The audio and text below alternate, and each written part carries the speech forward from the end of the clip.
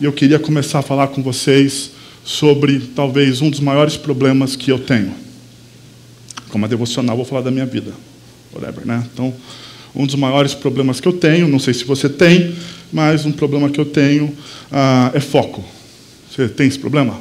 Foco. Né? Diante de tantas opções que nós temos, de tantas oportunidades que aparecem, diante de tantas informações, né, eu fico em dúvida, às vezes, assim, o que eu vou ler. Né? A minha esposa deu um ultimato esses últimos tempos, ela falou assim, olha, em casa não entra mais livro. Né? Porque é uma coisa que eu gosto. Eu nem leio assim, mas eu gosto de comprar. Então fica lá, né? Fica lá, livros, daí alguém entra no meu escritório e fala, nossa, do livro, daí você faz aquela cara de intelectual, a pessoa, né, tem um respeito assim, meio que moral, porque você tem muitos livros na sua casa, né? Mas a minha esposa falou assim, não dá mais, porque tem um monte de livro aí, não sei o quê, coisas de mulher, né, meu? Então, cheguei e falei assim, ok, vou me inscrever no Kindle, que é um dispositivo que tudo é online, né? Então, livros online, não sei o quê. E tá lá, agora eu tenho uma minha biblioteca no Kindle, onde eu uso onde ela quiser, onde também, às vezes, eu abro só a minha tela do computador e falo assim, olha quanto livro eu tenho aqui na minha biblioteca. Né? Vai ficar difícil de achar esse intelectual. Bom, diante de tantas opções, o difícil é escolher. E daí, isso também tem a ver com prioridades. Né? Porque foco geralmente tem a ver com prioridades, não tem? Né? O que escolher e se manter naquilo que você escolheu de maneira constante. Né? Eu não sei se vocês sabem, mas assim, eu incentivo o meu filho muito a prática de esportes. Né? Então, o Arthur, ele joga no melhor time da cidade hoje, já considerado, né? Disparado, pelo menos está na tabela, está melhor posicionado. Né? Tudo bem que é da Série B, mas está melhor posicionado. E ele também treina jiu-jitsu. Né? E eu fiz disso o meu momento com o meu filho. Né? Coisas de, assim, pai para filho, coisas de homem. Né? Tipo, vamos lá, nós vamos lá e tal, não sei o quê, vamos treinar futebol e tal. Só que eu tenho um grande problema, que é a competitividade. Eu sou altamente competitivo. Eu não sei se meu filho ainda e talvez eu não queira passar isso para ele. Mas o problema é que eu, às vezes, fico na arquibancada. E eu fico gritando para ele, vai lá, pega a bola, vai lá, não sei o quê, não deixa essa bola passar, pega o menino, vamos lá, fica de olho, presta atenção, Arthur, vem cá. Eu chamo o Arthur no lado e falo assim, você não está prestando atenção no jogo, foco, foco. Ou, quando está lá no jiu-jitsu, no tatame, na mão, pega o menino, dá uma chave de braço, não deixa sair. Mata-leão. Não, fica tranquilo, eu não falo. Não é tão assim. Esse é o nosso momento. Mas um dia desses, eu levei ele no jiu-jitsu, e eu geralmente fico ali perto do tatame, olhando para ele, né, e tal, e alguém me ligou. E daí, alguém me ligou, porque precisava conversar, então eu saí dali do local, porque tinha um monte de pai olhando seus filhos, e fiquei quase que a aula toda conversando com essa pessoa. Né? Daí, quando eu fui buscar na verdade, eu fiquei a aula toda conversando com a pessoa, e depois o professor veio me chamar, na verdade, trazer o Arthur, né? Ó, seu filho está aqui, acabou a aula, né? E daí o Arthur estava meio assim, chateado. Eu perguntei, aconteceu alguma coisa? Você perdeu a luta? Ele falou, não, papai. Eu falei, mas o que foi então que você está chateado? Ele falou assim, você não estava me olhando. Você não estava me olhando. Eu falei,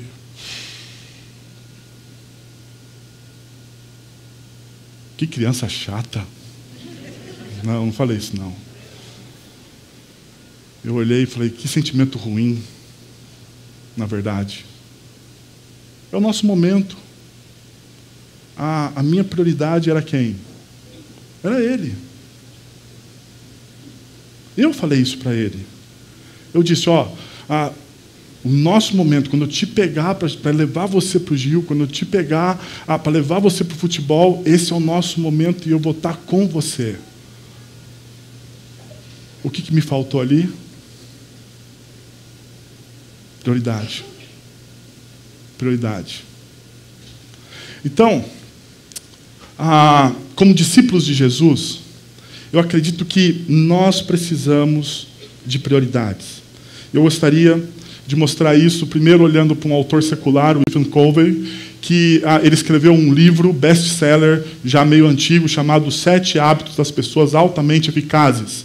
Né? E um desses hábitos das pessoas altamente eficazes é saber escolher as suas prioridades. E ele diz assim, a maioria das pessoas diz que o seu principal defeito é a falta de disciplina. E a gente acha isso mesmo, né? Que o nosso principal defeito é a falta de disciplina. Mas ele diz o seguinte, pensando melhor, acredito que esse não seja o caso.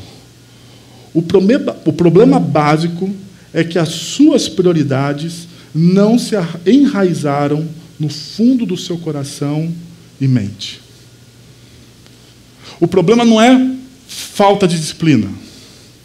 Ele está dizendo, ele está falando assim que o problema talvez seja mais profundo. E muitas vezes a gente não para pensar sobre isso. O problema não é o básico. A gente muitas vezes coloca o problema sobre algo superficial, mas existe algo mais profundo. A gente sabe que aquilo é prioridade, a gente sabe que aquilo é importante, mas aquilo não está o quê? Enraizado. Enraizado dentro de nós.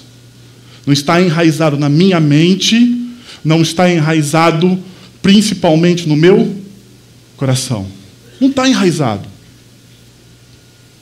E logo, se isso não estiver enraizado, não adianta. Não adianta.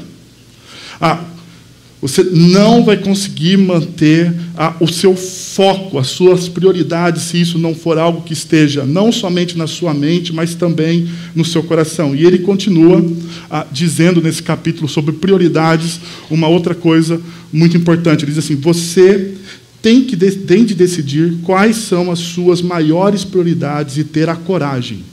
Perceba. Você precisa olhar, parar e falar assim, bom, quais são as minhas maiores prioridades? E depois ele diz, você precisa ter o quê? Coragem. De maneira agradável, sorrindo e sem se culpar, de dizer não para outras coisas. E a maneira de fazer isso é com um grande sim dentro de si mesmo. Ter a coragem de maneira agradável, sorrindo e principalmente sem o quê? Culpa. Sem culpa.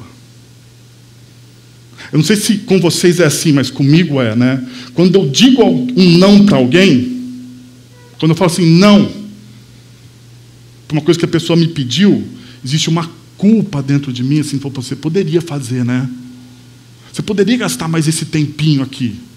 Você poderia dar mais um pouquinho de atenção. Você poderia dar mais um pouco de você. Você se sente o quê? Culpado. Daí, para você achar que eu não estou só no mundo secular, o C.S. Lewis, um dos maiores apologistas do século XXI, eu particularmente sou muito fã dele, no seu livro Cristianismo Puro e Simples, ele diz o seguinte, põe as primeiras coisas em primeiro lugar e teremos as segundas a seguir. Ponha as segundas coisas em primeiro lugar e perderemos o quê? Ambas. Prioridade. Quando você inverte as prioridades, você não tem absolutamente nada. Nada. Daí, olhando para essas 3 frases, eu pensei pelo menos em 3 princípios. O primeiro, tenha suas prioridades enraizadas em sua mente e coração. Então, quando eu tenho uma prioridade, eu tenho que transformar isso como se fosse um lema para a minha vida. Eu vou olhar para isso e vou levar isso muito a sério. Isso vai estar dentro de mim, vai estar dentro do meu coração, vai estar na minha mente o tempo todo. Também, tenha coragem de dizer não ao que não é prioridade, mas, porém, sorrindo, né? Sem culpa. Por fim, Para não se perder, pare e pense. O que estou fazendo agora são as primeiras coisas? Você se sente perdido, muitas vezes, diante de tantas demandas que você tem? Porque eu me sinto assim. E, às vezes, o momento da gente parar, levantar a nossa cabeça, né? Porque muitas vezes nós estamos com a cabeça baixa fazendo as coisas, né? Fazendo, porque aquilo é importante, então eu preciso fazer, eu preciso esticar minha agenda, eu preciso, e daí você não para nenhum momento, não olha para cima e fala assim, bom, deixa eu pensar aqui de maneira profunda mesmo. O que eu estou fazendo agora? São as primeiras coisas? São as primeiras coisas? É aquilo que de fato traz significado para a minha vida? É aquilo que dá sentido? É aquilo que eu faço não por uma obrigação ou por mera obrigação, porque tudo que nós fazemos gera esforço, ok? Tudo que nós fazemos na nossa vida gera esforço, precisa de dedicação e vai ter sofrimento, independente do que seja. Vou estudar, eu gosto de estudar. Gera esforço, eu preciso me dedicar e eu vou ter um tipo de sofrimento. Isso é inerente em tudo que nós vamos fazer, mas existe uma coisa que diferencia uma da outra. É quando eu faço aquilo por prazer. Aquilo está na minha alma, no meu coração, na minha mente, enraizado. Eu não penso duas vezes. Eu não preciso me cobrar. Aquilo é meu. Sabe por quê? Porque quando a gente faz uma escala de prioridades, a gente tem um crescimento constante, mas não perfeito. Porque eu não acredito em crescimentos pessoais, em crescimento pessoal exponencial, ao qual que você vai crescer e nunca vai ter alguma dificuldade. Nosso crescimento, ele tem altos e baixos, sim, em qualquer lugar. Você às vezes vai melhorar, vai crescer, e daí você vai ter uma queda, mas aí você vai olhar, vai parar, vai pensar, poxa, isso aqui é prioridade, eu vou retomar, foco, continua crescendo, às vezes você entra em um patamar, daí você precisa ser desafiado novamente, você continua crescendo, mas não existe crescimentos exponenciais. Crescimento onde você explode, se vê uma linha contínua, eu não acredito nisso. Até porque a Bíblia me mostra que isso, na nossa natureza, é quase impossível, se não impossível. Daí, na primeira reflexão que o pastor Ricardo trouxe para a gente, ele usou o texto de Efésios, dessa série, ele usou o texto de Efésios, capítulo 4, e ele usou o versículo 12 inteiro, mas eu queria pegar o 12b, a partir do 13, que diz assim, para que todo o corpo de Cristo seja edificado, até que todos alcancemos a unidade da fé e do conhecimento do Filho de Deus e cheguemos à maturidade, atingindo a medida da plenitude de Cristo. Muitas vezes nós olhamos para esse texto e nós visualizamos simplesmente até que todos alcancemos a unidade do conhecimento do Filho de Deus. A gente acha que isso, alcançar a unidade no conhecimento do Filho de Deus é o fim. Mas o até que todos, ali, no começo, está ligado a toda a sentença. Até que todos nos tornemos um, sejamos unidos naquilo que nós conhecemos a respeito de Cristo Jesus, mas até que todos, e isso no grego original, você pode perguntar para qualquer cara que faz teologia, significa o quê? Todos. Né? Todos que estão aqui ouvindo, todos, chegamos aonde? À maturidade. Todos. Eu e você. Todos chegamos juntos à unidade, caminhando lado a lado. Todos chegamos juntos aonde?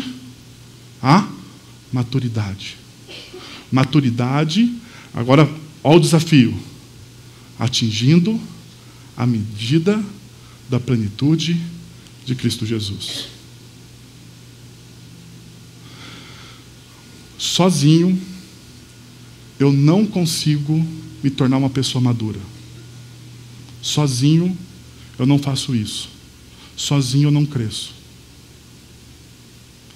É isso que nós temos falado nos últimos domingos. É isso que o pastor Ricardo tem dito nos últimos domingos. A importância do discipulado.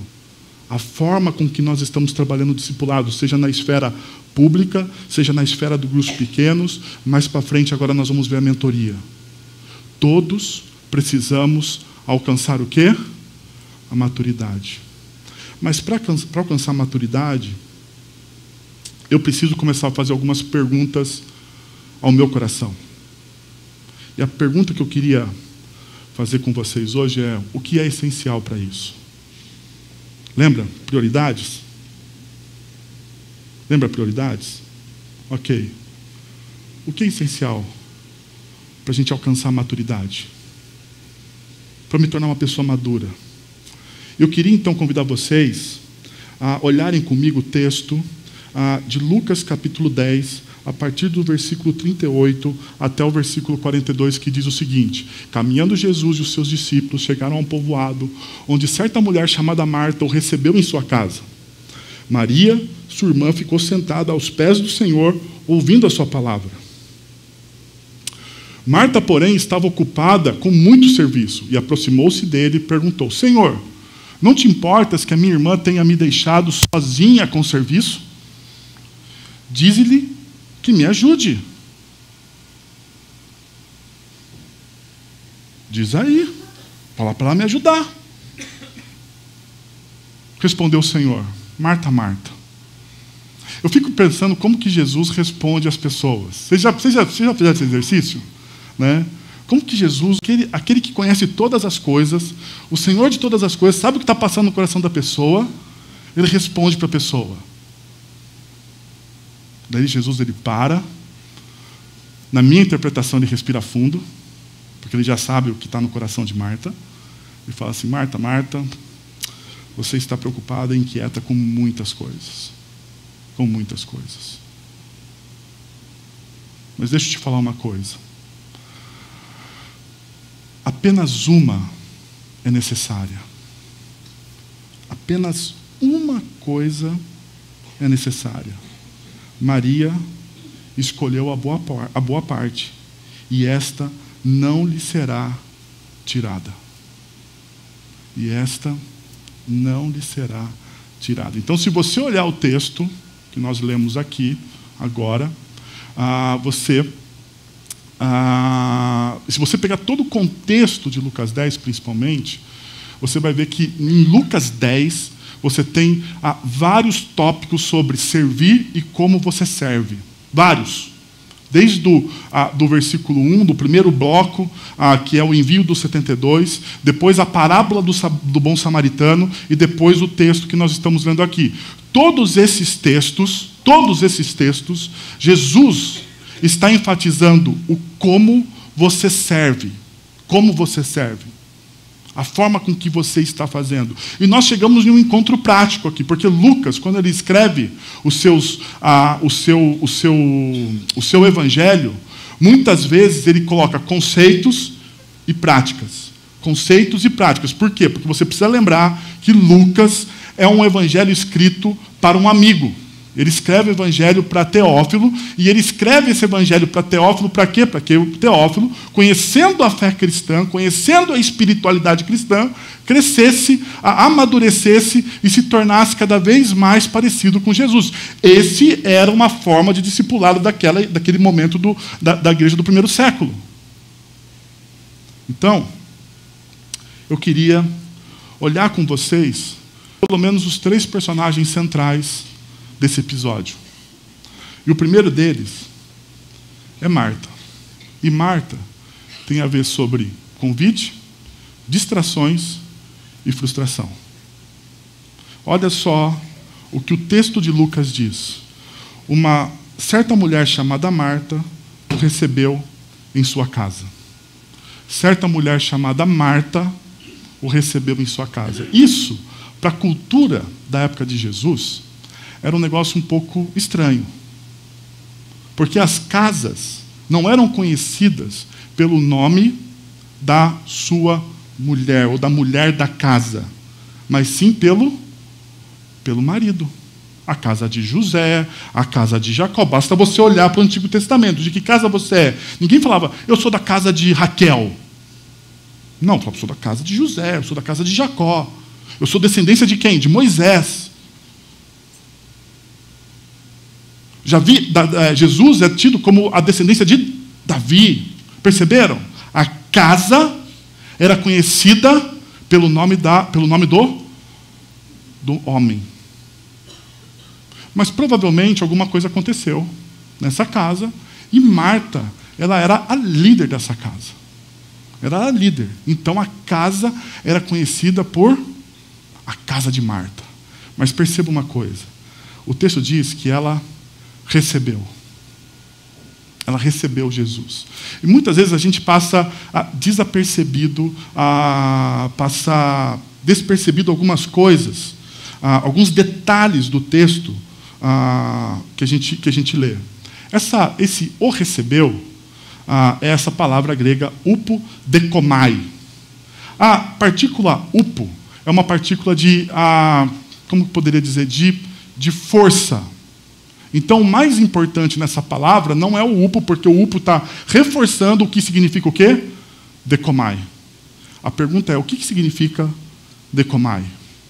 E existem algumas possibilidades de tradução, mas esse conceito era um conceito geral. Então, primeiro, significa receber com hospitalidade. Significa que Marta, ela desejou ter Jesus em sua casa. Ela recebeu Jesus e os seus discípulos com muita hospitalidade. Mas também significa não simplesmente receber com hospitalidade, mas receber também em sua família, como parte da família.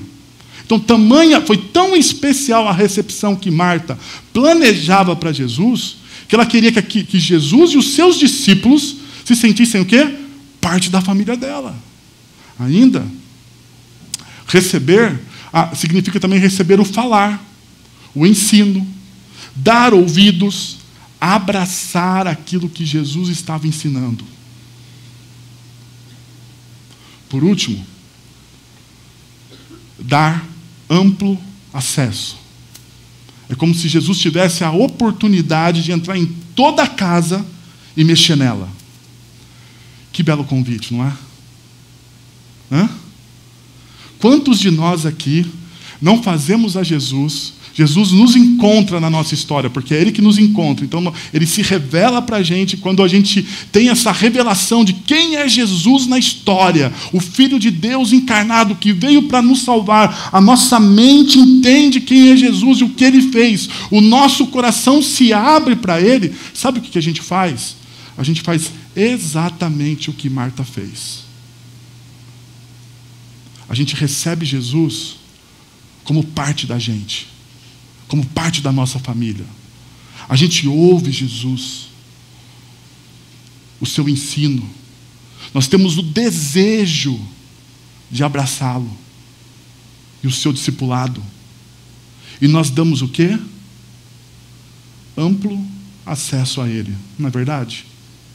Se o texto acabasse aqui, seria lindo. Não seria? Hã? Falamos assim, Marta, caramba, eu preciso ser como Marta. Eu preciso ser como Marta. Por que o texto não acaba aqui? Pelo menos para Marta. Pelo menos para Marta. O texto continua e diz, Marta, porém, estava o quê? Marta estava o quê? Ocupada. E com muito serviço. A ideia de ocupada aqui, a primeira, é separar. Marta, ela tinha um desejo intenso que todas aquelas verdades anteriores que nós lemos fossem concretizadas. Porém, a sua mente e o seu coração estavam o quê? Separados. Ela tinha um desejo intenso, mas a mente e o coração dela também estavam o quê? Afastados. E por conta disso, Distraído. Esse estava ocupada tem essas 3 conotações. O coração se afastou, o coração se separou, ou o coração ficou distraído com outras coisas. Com outras coisas. Mas vamos ser misericordiosos com Marta. Porque nós precisamos também ser com nós mesmos, não é verdade? Porque na nossa caminhada, muitas vezes nós nos afastamos, nós nos separamos, e por muitas e muitas vezes, Jesus está falando ao nosso coração, mas nós estamos o quê? Distraídos. Distraídos. Porque aquilo não é a nossa prioridade naquele momento. Mas uma pergunta que eu me fiz quando eu estava lendo esse texto é: o que estava distraindo, afastando e separando Marta de Jesus? Se você ler o texto, o que pode fazer tudo isso com a gente? Muito o quê? Serviço. Muito serviço.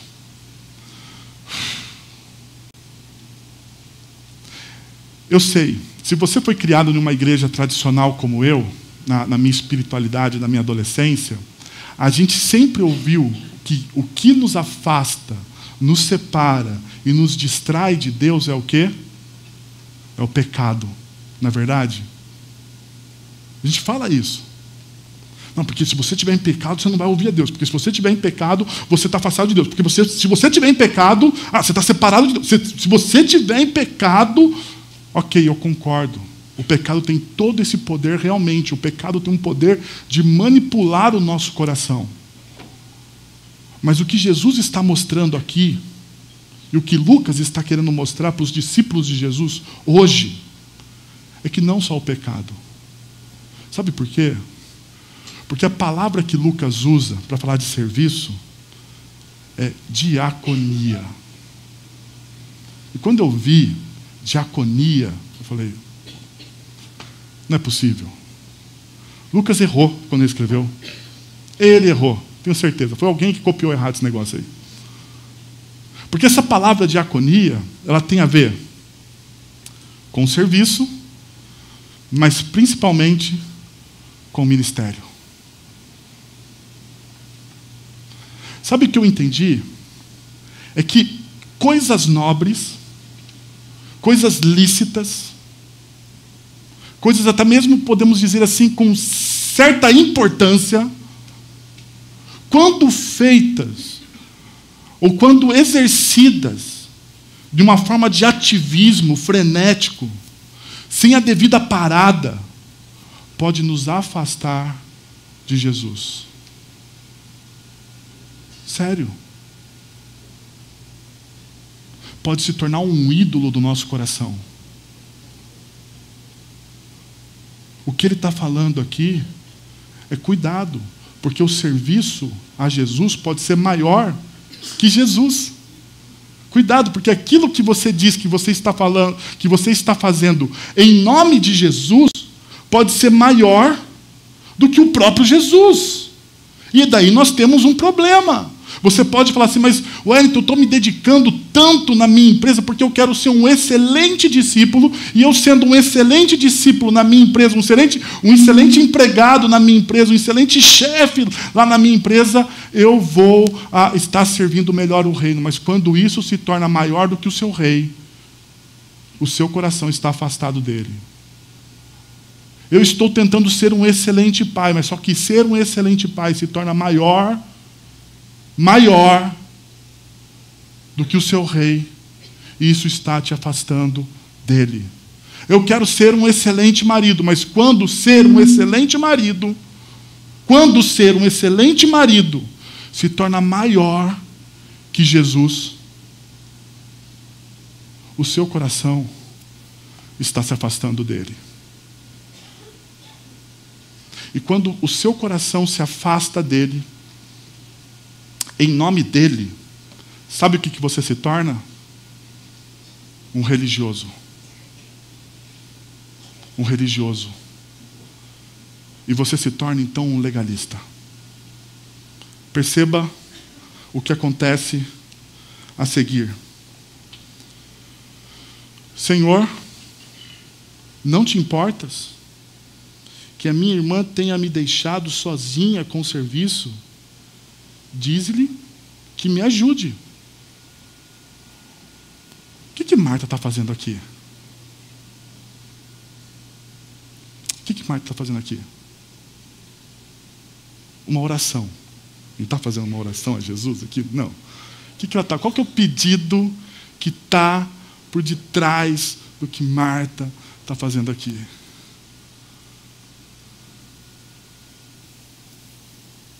Senhor, não te importas? Senhor, você não está me vendo aqui? Você veio com esse bando de discípulos para minha casa. Eles entraram, sentaram à minha mesa. Alguém tem que cozinhar para esse povo. E você está ouvindo a minha irmã? Você não está se importando comigo? Você não olha para mim? Você não me percebe? Você não me percebe? Você não te importas? Diz-lhe que me ajude. Perceba. Frustração e o quê? Amargura. Frustração e amargura. O serviço dela a Jesus se tornou maior do que Jesus. E quando o nosso serviço a Jesus se torna maior do que Jesus, sabe o que acontece? Religiosidade, frustração, amargura. E preste atenção o que ela faz. Ela faz algo com o coração em outro lugar. Ela está trabalhando. Marta está literalmente na cozinha, mas com o coração aonde? Na sala. Na sala. E quando você tem o seu coração dividido, você pode ser feliz? Você pode ser feliz, você pode ser satisfeito com o seu coração fragmentado? O coração de Marta é amargurado e frustrado, sabe por quê? Porque o coração dela está fragmentado.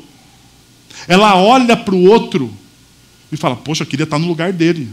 Ou melhor, ela deve estar pensando assim, porque eu pensaria, assim, bom, calma aí, quem convidou Jesus para entrar nessa casa? Fui eu, não é?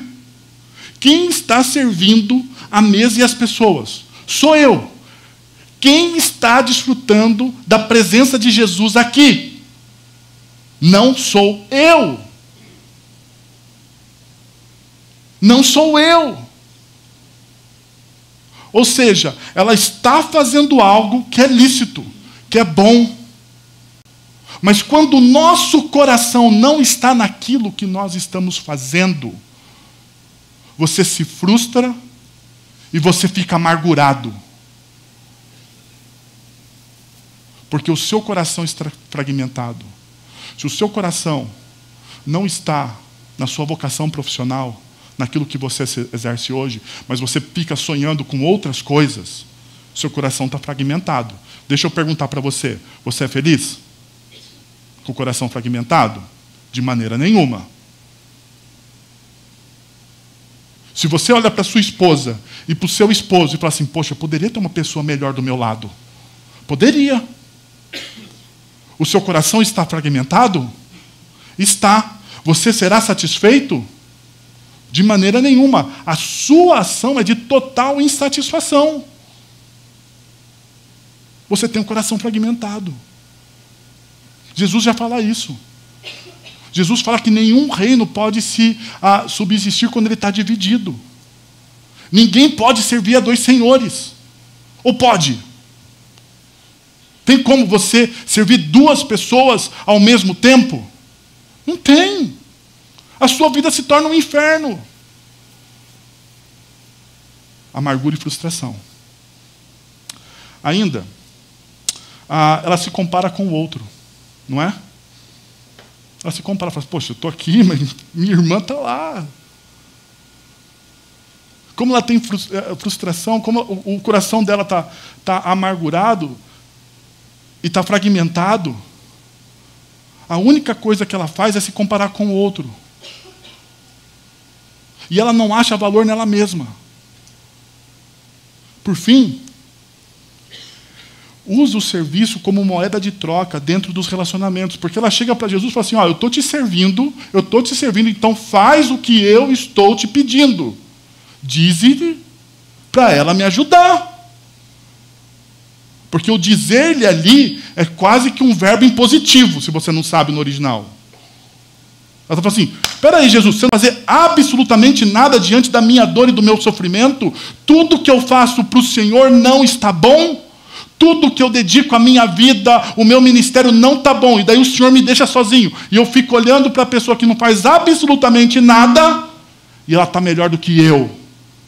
Então faça. Moeda de troca. Você já fez alguma oração assim? Ninguém falou nada, mas eu vou falar para vocês, eu já fiz. Não me julguem, tá bom? Não me julguem.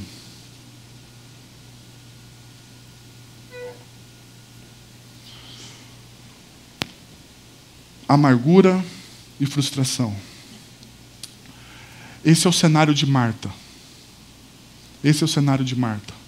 Porém, nós temos uma outra pessoa que é Maria. E Maria, ela me ensina sobre a coragem de dizer não e romper com o sistema.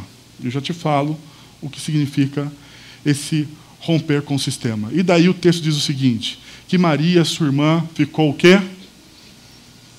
Sentada. Sentada. E se sua espiritualidade é baseada na meritocracia, nos méritos, você vai falar assim, essa Maria é uma folgada, porque ela está sentada. Mas perceba, Maria ficou sentada aos pés do Senhor. Deixa eu lembrar vocês como que era a mesa e a forma de se sentar das pessoas na época de Jesus. Elas se sentavam de joelhos, com os pés virados para fora da mesa. Provavelmente essa era a cena. Os discípulos estavam reunidos à mesa. Maria, ela não estava à mesa. Maria, ela estava sentada aonde? Aos pés de Jesus. E isso é uma atitude de quem reconhece a autoridade e sabedoria de Jesus. Ela se coloca como discípulo. Ela se coloca como discípulo. Ela não se senta à mesa, ela não tem uma atitude, não pense você. Maria não tem uma atitude soberba. Ela se coloca muitas vezes no lugar que o escravo ou que o servo da casa ficava. É esse o lugar que ela está sentada. Ela está sentada aos pés de Jesus. E então ela reconhece quem Jesus de fato é. E ela fala assim, Jesus, eu quero aprender com você. A atitude dela é, Jesus, eu quero aprender com você. Eu quero me sentar aos teus pés. Eu preciso parar e te ouvir. Eu preciso parar e reconhecer a sua autoridade. Eu ouvi falar a seu respeito. Eu vi as coisas que você fez. Eu estou sabendo. Então eu preciso simplesmente agora parar e te ouvir. Mas ainda, não só isso. O texto mostra que ela ficou ouvindo a sua palavra. Mas aqui, ouvindo a sua palavra, essa ouvindo é uma forma ativa. Ela ouve a palavra de forma ativa. Ela ouve a palavra de Jesus de forma ativa. Ela ouviu a palavra de Jesus pensando, como eu posso aplicar isso no meu dia a dia? O que isso tem a ver com a minha vida? Não é um simples ouvir, porque a gente pode ouvir as pessoas de várias maneiras, não é verdade? A gente pode ouvir as pessoas de várias maneiras. Né? Eu consigo ouvir as pessoas de várias maneiras. Eu consigo ouvir as pessoas com total atenção, olhando nos olhos dela, prestando atenção em cada palavra e sugando cada coisa que essa pessoa diz. Não é verdade? Ou eu posso simplesmente ouvir. Né? A clássica cena de quando você está assistindo um jogo de futebol e a sua esposa tenta conversar com você sobre qualquer assunto e você fala, aham, e ela pergunta, você está me ouvindo? Você fala, lógico, eu estou te ouvindo, pode continuar falando, e você está prestando atenção em outra coisa. Ou quando uma mulher está diante de uma vitrine e o marido está falando para ela, né? Você está falando, aham, você está me ouvindo? Aham. Ou qualquer coisa que chame a sua atenção, ou qualquer coisa que chame a sua atenção e alguém está te importunando, você ouve como? Você não ouve. Você pode ouvir de forma, então, distraída, você pode ouvir de forma displicente, você pode ouvir de forma analítica, e você simplesmente pode ouvir para rebater. Você ouve o que Jesus está dizendo e você fala assim, será que é verdade? Isso aconteceu tanto tempo atrás. Ele andou sobre a água, mas isso hoje não é real. Ele fez isso, mas isso aqui é uma fábula. Ela ouvia de forma ativa.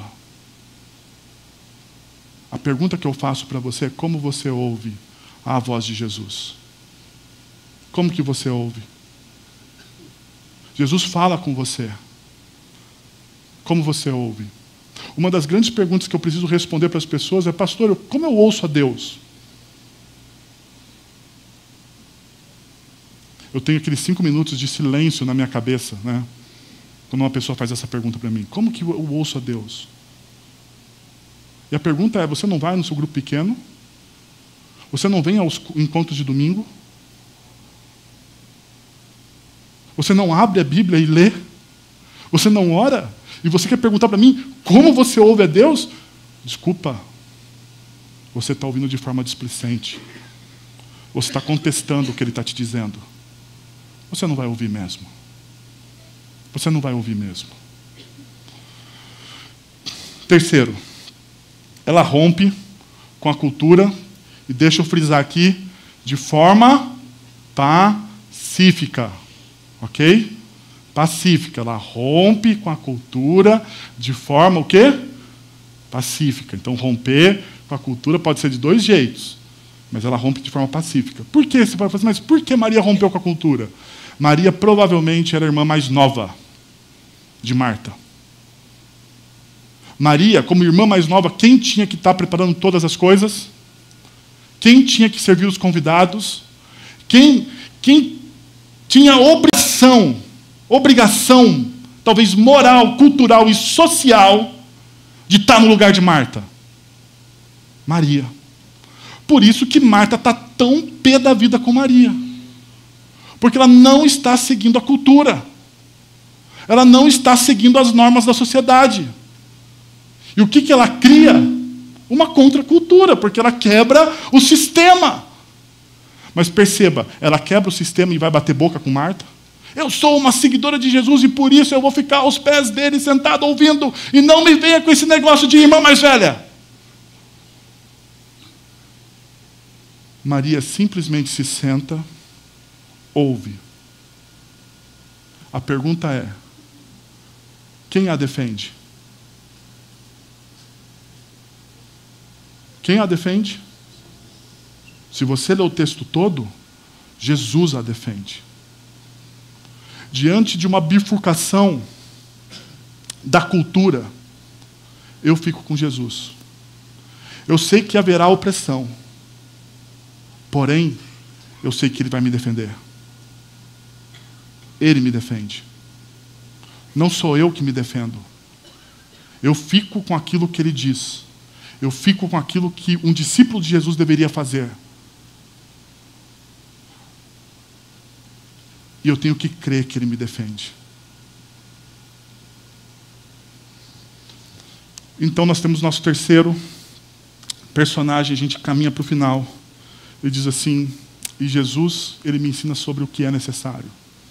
Daí Ele olha para Marta e fala assim, você está preocupada.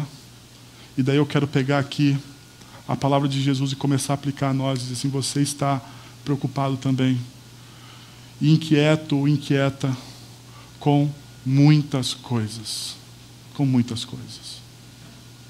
Todavia, apenas uma é necessária. Maria escolheu a boa parte. Jesus está defendendo ela. E isso não lhe será tirado. Maria escolheu a boa parte. E isso não lhe será tirado. Mas o que me fica aqui é o que é esse apenas uma é necessário.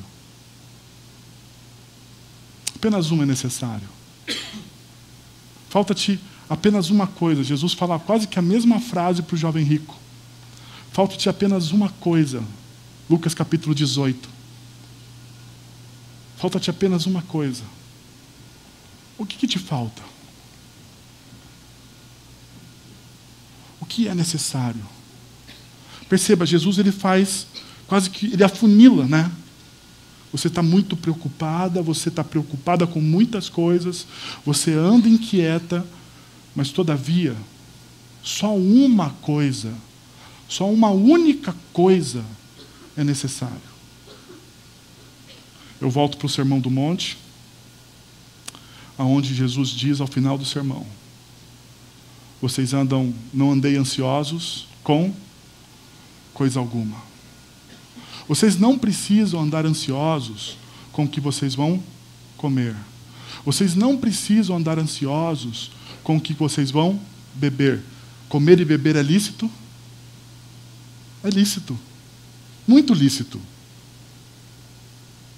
Vocês não precisam andar ansiosos com o que vocês vão vestir. Vocês não precisam. Porque olhem para os lírios do campo. Olhem para os pássaros. Eles não trabalham, eles não tecem, mas eles são cuidados por Deus. Daí Jesus olha para os seus discípulos e diz o seguinte: homens de pequena fé. Porque se Deus cuida dos pássaros, se Deus cuida dos lírios, Ele não vai cuidar de você. Mas sabe por que Ele vai cuidar de você? O texto diz: porque você é o quê? Filho. Porque você é filho. E porque Ele te ama. Busque, pois, então, em primeiro o reino de Deus, a sua justiça, e todas as coisas lhe serão acrescentadas.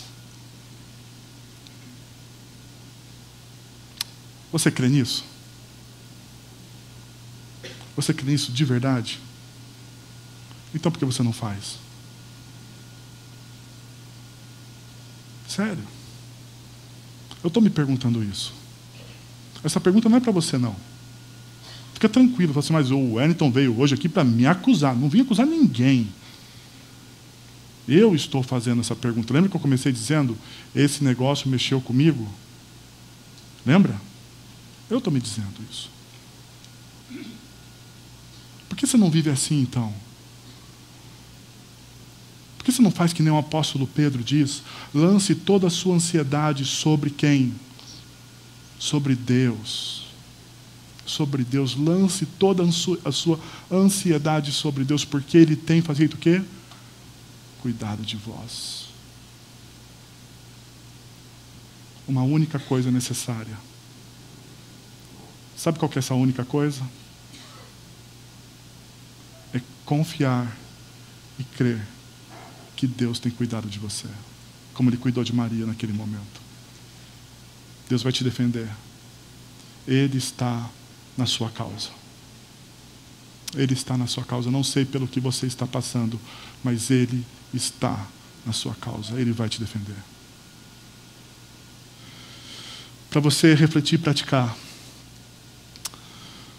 tenha a prioridade, perceba, não as prioridades. Tenha a prioridade enraizada em sua mente e coração. Uma coisa somente é necessária. Uma coisa somente é necessária. Segundo, tenha coragem de dizer não ao que não é prioridade. Porém sorrindo. Não seja antipático. Não feche sua cara. Não se sinta culpado.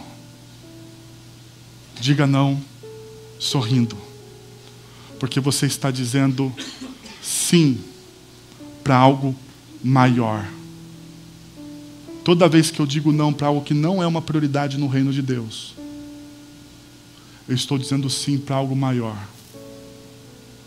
que Ele quer me dar e que Ele quer te dar. Para não se perder, pare e pense: o que estou fazendo agora? São as primeiras coisas?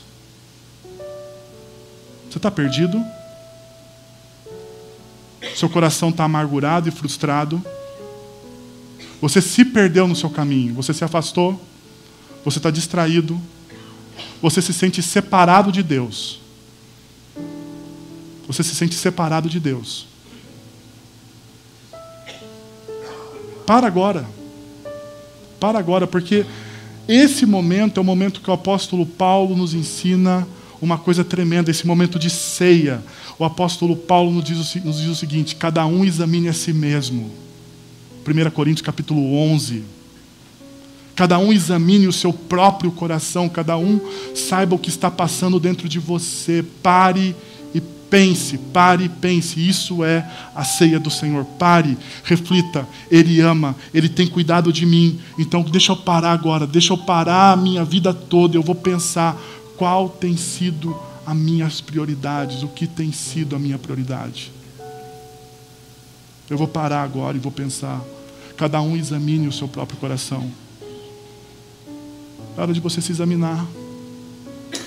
Eu queria deixar uma última dica, que um amigo me fez uma pergunta esses dias, desconcertante, e eu tive que ficar remoendo ela, e eu queria compartilhar ela com vocês.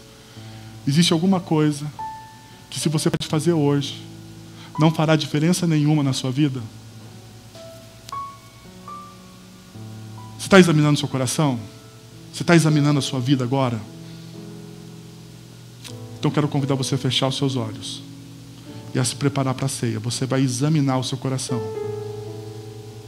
Você vai examinar a sua vida. E nesse exame, você vai pensar o seguinte: existe alguma coisa que, se eu parar de fazer hoje, não fará diferença nenhuma na minha vida? Então está na hora de se abrir mão. Para você receber a graça de Deus, você precisa estar com as suas mãos vazias. Vazias diante do Pai. Que tal você entregar algumas coisas para o Senhor hoje? Algumas coisas que causam ansiedade, medo, que amarguraram e frustraram o seu coração. É hora de você entregar. Senhor, muito obrigado, Pai, pela palavra de Jesus. Muito obrigado pelo Teu amor, pela Tua graça, pela Tua misericórdia. Muito obrigado, Deus, por aquilo que o Senhor faz em nós e por aquilo que o Senhor é, Senhor. Pai, continua a falar ao nosso coração. Ensina-nos o que é prioridade, Senhor, por favor. Tira toda a frustração, medo. Tira toda a amargura, Senhor, e renova as nossas esperanças em Cristo Jesus, Pai. Nós estamos aqui diante do Senhor, entregando a Ti, ó Deus. Entregando a Ti, nós queremos estar de mãos vazias para receber o que o Senhor tem para nos dar hoje, a Tua graça maravilhosa, o Teu amor, ó Deus. Que o nosso coração seja um coração